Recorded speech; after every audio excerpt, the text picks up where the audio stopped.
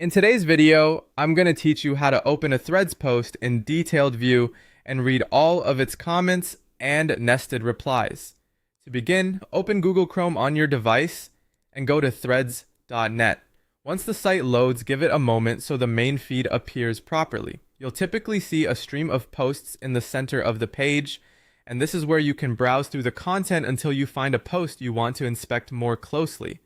When you found the post you're interested in, click directly on the body of that post. In other words, click on the main text area of the post itself, rather than just interacting with icons or media around it.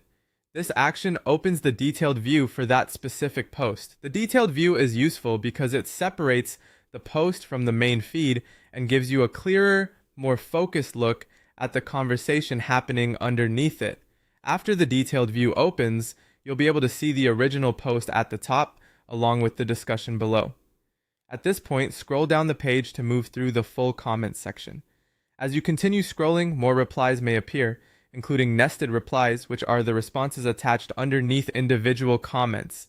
These nested replies help show the back and forth structure of the conversation, so scrolling carefully makes it easier to follow who is responding to whom.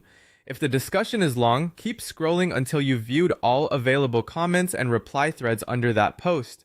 Some conversations may load progressively as you move down, so a steady scroll works best. This allows the page enough time to display additional replies without skipping over anything important. A helpful tip here is to pause briefly as new comments appear, especially if you're reviewing a busy thread with several layers of responses. That can make the conversation easier to read and helps you avoid missing nested replies that appear slightly indented beneath a parent comment. And that's it. By opening Threads in Chrome, clicking on a post